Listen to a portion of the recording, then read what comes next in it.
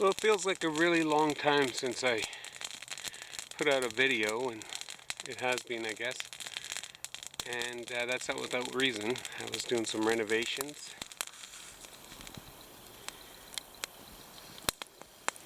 It's going to be yummy. Everything tastes better in the bush.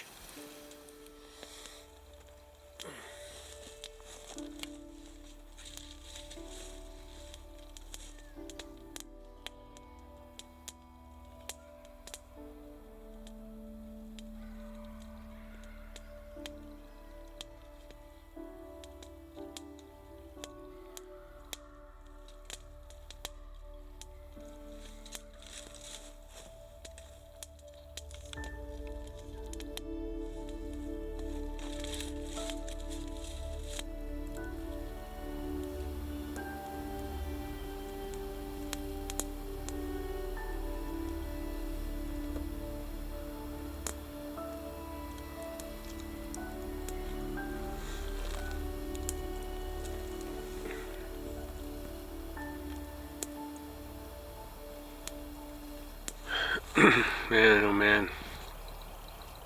Been in a bit of a funk lately. I don't know why. Just not quite myself these days. But, you know, that's the time where you really need to practice being good, being safe, and being kind.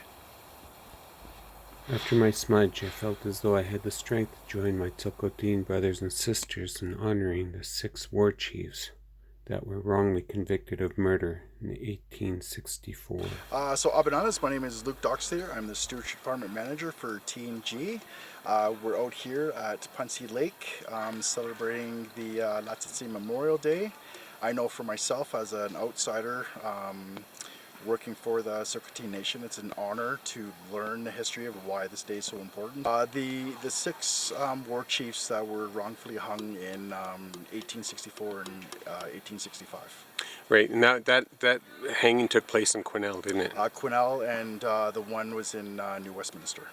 And now, when you're talking about the war chiefs, you know, being in Quesnel and being hung there, what lured them to Quesnel?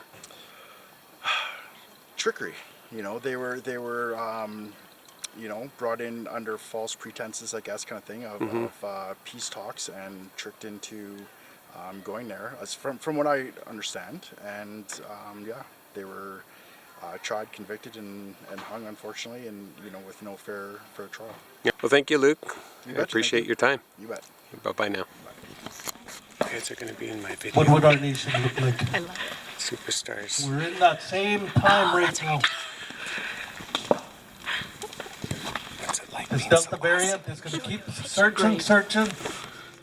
At an indigenous function, you can always anticipate drums, singing, smudge, acknowledgement of our ancestors, offerings to our ancestors, and food.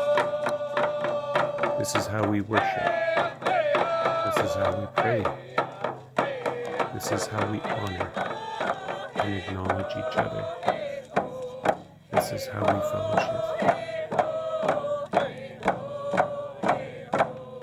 During the Chilcotin War. Hi, Why I'm happy that you're here it is so today to important to the celebrate, Chilcotin not women. celebrate, I guess honor the chiefs from 157 years ago Yes. that were unjustly hung. Yes, tricked into coming for peace talks. Exactly. So I think if that didn't happen today, we wouldn't be here today, and we would be living in a city. We wouldn't have title. That's right. It's a beautiful Honor. day. And that would have been 2 lifetimes for you. My Yeah, community, right? my area that we used to. we Want all to say grew anything up else? No? You're Thank good? you. I'm honored to sit on the Women's Council with the women that we do have at the table. We're having some, probably gonna have growing pains when it comes to decision making, but nothing is easy. If we can work at it, we can work at it, you know, and it's just an honor to be here today and seeing everyone. With COVID and everything, we forget what everybody looks like in person, so Chanafya. During your speech, you were talking about matriarchs. Can you elaborate a little bit on that? Matriarchs is anyone in the family that has the knowledge and language and knows the law of the Tsilhqot'in, our laws. That's the matriarch, and they're decision makers. We have to know everything that's going on within the nation, within the community. So, and that was our loss. I don't know how else to explain it. Well, I think you explained it really well. So the matriarch, during the Chilcotin Wars, what role would the matriarch play in that? They had a hand in the decision making whether they should go to war or not. They went through. We had like different levels of governing, which is the elders, the healers. Then you have the warrior society, and the matriarchs. It had to go through everybody. So it is a decision when made had to go through everyone. Right. And during that time, during the Chilcotin Wars, were the Chilcotin people matriarchal or patrilineal? They're matriarchal. Matriarchal. So you follow your mother's lineage. My name is Angie Stump. I'm from Tsilhqot'in. I'm Chilcotin. So the Chilcotin Wars, can you tell me a little bit about that? Yeah. His name was Maurice. William I'm too Lanning's shy. son. You're too shy. Okay. So what, you're Chilcotin? And which village are you from? That Which was village? really something. I'm from Chilcotin. Tsilhqot'in. Did you grow up there? Yes. So you knew about the Chilcotin Wars as a child? You gotta go. I lost my mother when she was 90 years old in 2018, Lie to them. and she's a fluent speaker. Going the other way. You were lost. I was raised by my grandfather, Pretty smart. Samuel and Harry, To do that. and You got him my lost. my You mother got him always lost had there. strong beliefs in her Chilcotin protocol. So anything around, she was always teaching us about It's been tough taking care of the for us, waters, you know, the with rivers, this, when the salmon were smallpox coming. epidemic. We always had to pray for the salmon, and we were taught not to throw rocks in the river or in the lakes and stuff like that. Just keep the water clean. And we always move with the seasons, like berry picking, traditional plants, gathering moose meat, the meat, dry meat, and stuff like that. We were a big family. How many? 10, Very close knit. yeah. Spanish flu, Wow. 1918. That's incredible. Thank you very much for sharing. You know, most of our people Chanaya. took their And in the pack same. horses and head to Ichamountain. Operation in 1989. What did you say? I said, good to see you. Oh, now I'm blushing. Joyce talked about it. Hello. For you, Oh, thank you. Hispanic sandwiches. Put all these policies down, Beautiful. you guys have to live by this. Good day, folks. This is Marilyn Charlie Boy coming at you from Tsilhqot'in territory. I have a podcast that I just started. I released episode 2 yesterday, and it's called Chilcotin Talks, and it's on Spotify right now. And do you talks about epically Indian? I do talks about like children and families and how we can get our children healthy again. You know, our families are not, there's been so many disruptions, and so our families are not family units anymore. They're kind of broken apart. So I talk about how to get that all back together, because that's my passion, is children and families, and dealing with trauma and, you know, those kind of things. I've done a lot of research on that since probably for about a good 20 years now, just on my own. So I've become somewhat of an expert. And yeah. Nice. So your goal is to bring people back to a Healthy unit. traditional family unit. Yeah, grandparents and aunties and uncles, because those people play a big role in the lives of our children. And Yeah, and I think that we need more people in this area speaking about that, and I've made it my mission to be that person, you know, so because it's one of the biggest areas and I think the most important areas, but at events like this you don't hear talk about that, and I think we need to get it to that place where we are talking about it. How do we get our children back to a healthy place so that they're not having to heal from their childhoods when they're adults, you know, because they face all kinds of trauma, things we don't even want to think about because of alcohol and drugs, family violence, overcrowding in houses. You know, you just don't know what happens to some of our kids, and I just want to make that my mission. Okay, and the name of your podcast again? Chilcotin Talks. Chilcotin Talks. Yeah, and my daughter Vanessa did the cover for it. It's really cool. Nice. It's the Chilcotin River. Yeah. Mia. Channel ya. Same thing. This is Monisha. Oh, hi.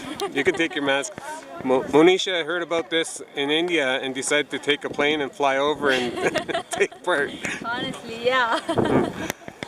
So what brought you to the Chilcotin? Oh, I am working in TNG as a CAD designer. So I lived in London, Ontario, and then I got a job here. Nice. It's really nice to be in Williams Lake. Nice. Are you learning the Chilcotin language? Chilcotin language, yeah. I learned few words. I know Sachanalia, Nananosin, Bananas. Yeah, that's all I can speak now. And you say that without an accent at all. That's perfect. Really? Oh, thank you. Yeah, I'm attending Maria's language class. So. Nice. Yeah. Nice. Well, Monisha, thank you for being here. Yeah, thank you. Yes, my name is Jenny Philbrick. I'm from Planning Co. I'm really honored to be here today to honor the ward chiefs that were unjustly convicted and hung for murder 157 years ago. Honored to be working with all of the chiefs, along with our team. Jay, that was just up here, we work really closely together, so honored to be working with him. And our TNG team, I want to give a big shout out to them, especially Dana Gilpin. She stepped up and she set up this event today. And she was out here early this morning to set it up. Also want to give a huge shout out to Charmaine Cooper. Support Tsilhqot'in businesses. She is the one that made all of those beautiful lunches today. So can we give a quick round of applause for them? Thank you. So what I wanted to talk to you guys about today are these pins. So last year we had former Chief Roy Stump. We couldn't celebrate. We couldn't come out because of COVID. So we were celebrating virtually. And Chief Roy said, you know, Mito have poppies for Remembrance Day, and we don't have anything. So how about we come up with something that, you know, brings pride to the nation that we can wear once a year. So in the summertime, TNG put out a post so that we did a logo contest. And I'm proud to say that the winner was Kayla Phillips. She developed this. She's from Planning Co. She lives in the Lower Nicola Valley area. But these are absolutely beautiful, and it represents the 6 chiefs that were hung. And it says, I don't know if you can see, but really closely, it says, we meant war, not murder. So we're gonna bring these back every year, and we're gonna wear these proudly. So super excited. I guess put another shout out to her business. Maybe we'll post it on the TNG Facebook page. But she's currently selling sweaters and shirts that have the same design on them. So if you guys want to represent and honor the chiefs in that way, that would be amazing. I also wanted to maybe put a shout out for another contest that we have going on the TNG website. So we have a few sites set up that are of significance to the Chilcotin War. And some of them are close to here. So if you go to the Hudson Bay Flats or Nimpo Lake, or is this is river, right? Binzi-Yoko, or the Quesnel site, and you go there and you take a picture. We have some signs there with this logo on it. If you take a picture and a selfie and you post it on social media, you have a chance to win a gun. Or cash value, whatever you prefer. But we're not very far from one of the sites, well, two of the sites. So if you get a chance, go take a picture and have a chance to win a gun. And we thought it was better than a cash value. That way, you know, you can go out and hunt to provide for your family and bringing back those traditional values. So that's all that I wanted to share today. But again, happy to be here, honored to be Chilcotin, and happy to work with all of the chiefs. And happy birthday, Joe. I'd like to thank everyone for coming out, all the volunteers and all the workers, all the hard work that was put in. And very thankful to be here in Benzie. Benzie is, at one time, this was probably the most populated Chilcotin area in the whole Chilcotin. The majority of the Chilcotin people live in this area. I know in my own community at Tsilhqot'in, you look at the Harry family, the Billy boys are closely related to the Keeshawns. When INOC started making reserves, they just blocked people, you're over here, stuff. So most likely they probably should have been placed on Tsilhqot'in, but they were put out to Anaheim. So that's kind of the story here. And even my own grandmother, Maple, she come from Chilcotin area and stuff. So very, very significant. This was the heartland of the Chilcotin territory at one time. And when that road building crew that came up, the colony of British Columbia, Victoria, had two routes in mind. One was to go from Victoria to New Westminster up the Fraser Canyon. The other was, and the preferred way they wanted to come up, was to go from Victoria to Campbell River and up Butte Inlet.